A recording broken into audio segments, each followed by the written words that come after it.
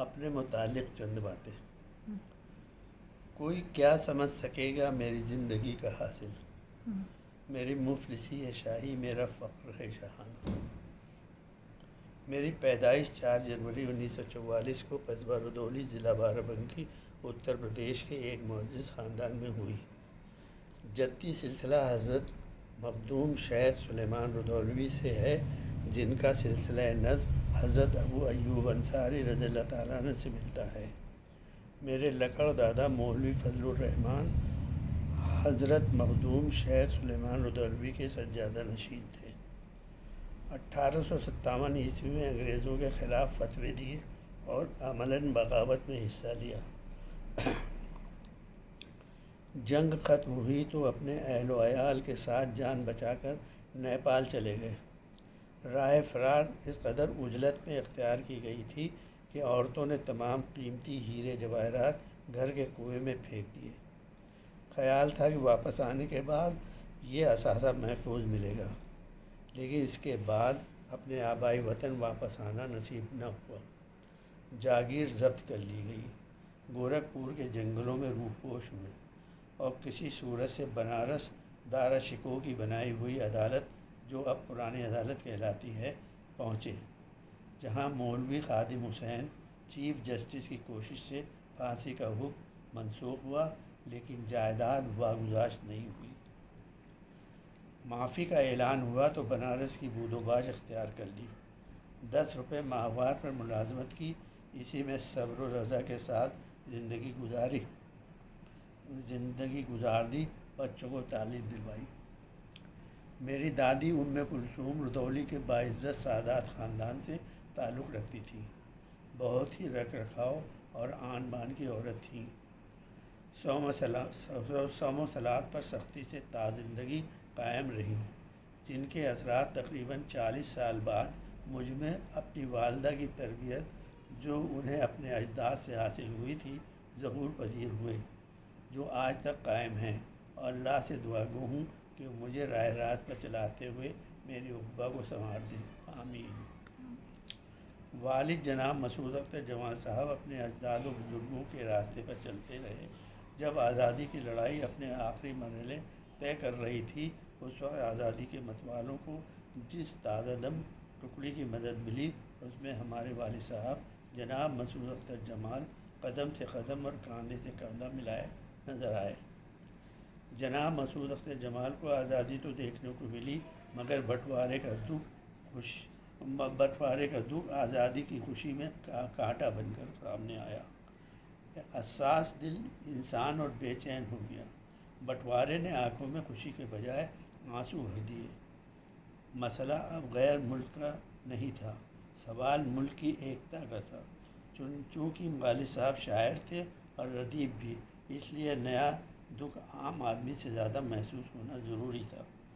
چنانچہ انہوں نے اپنی شاعری کا رخ فرقہ پرستی اور علیحدگی پسندی کے خلاف موڑ دیا، ترقی پسند تحریک کے اسٹیج سے ظلم و زیادتی کے خلاف کمر بستہ ہو گئے، اور اپنی شاعری اور ادبی سرگرمیوں سے پیار و محبت اور یکجہتی کی ایسی مثال روشن کی، جس کی لو میرے من میں آج بھی روشن ہے۔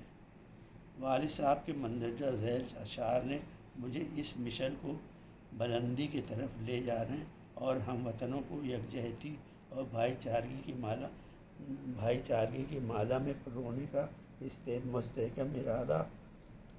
مستحکم ارادے کے ساتھ جانب رواں دواں رکھا اور زمانے کے سرد و گرم سے محفوظ رکھا۔ اپنی شاعری جو مجھے وراثت میں ملی، بلا تردد کوئی بھی لگاؤ وادی تحریک اور تنقید کا طوفان میرے من کو یا میرے قلم سے یکجہتی اور پیار و محبت کے امڑتے سیلاب کو روکنا تو کیا، اسے مدھم بھی نہیں کر سکا۔ اب یہ والد صاحب کی شعر ہے۔ ہر قدم پر ایک نئی منزل ہے میرے سامنے، حال میرے ساتھ مستقبل ہے میرے سامنے۔ ہندو کی جستجو نہ مسلمان کی جستجو ہے، عصر نو کو آج بھی انسان کی جستجو۔ دوری منزل سے میرا شوق کم ہوتا نہیں، کارواں سو جائے لیکن میں کبھی سوتا نہیں۔ اسی زمیں کو ہمیں آسماں بنانا ہے، ہمیں نہیں ہے کسی اور آسماں کی تلاش۔ بھارت کے سوادھینتا سنگرام میں میرے جد امجد کی بھاگیداری اور والدین کے ساتھ بچپن میں برسوں تلسی اور کبیر کی نگری کاشی بنارس کے دامن میں قیام نے مجھے وطن پرستی، عدم فرقہ پرستی اور یکجہتی کی مشل روشن کر دی۔ یہی احساس میری فکر و تخیل کی میراث ہے۔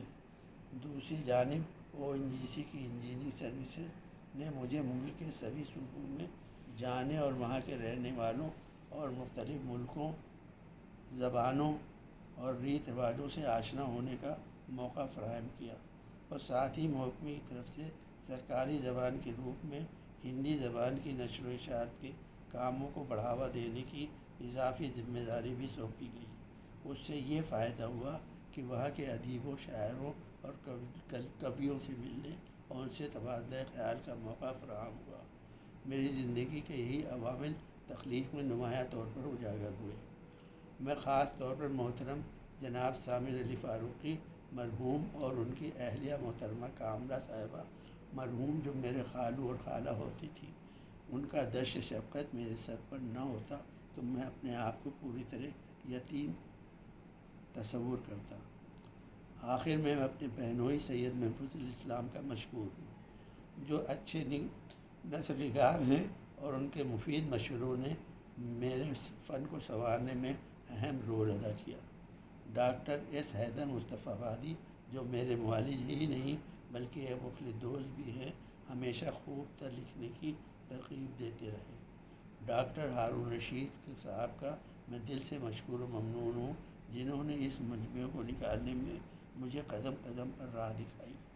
ڈاکٹر میرا ساحل اور ڈاکٹر منصور حسن خان، مینیجر مسرور ایجوکیشنل سوسائٹی لکھنؤ کا بھی مشکور ہوں، جنہوں نے لکھنؤ کے ادبی ماحول سے متعارف کرایا اور متعدد نشستوں اور مشاعروں میں مجھے پڑھوایا۔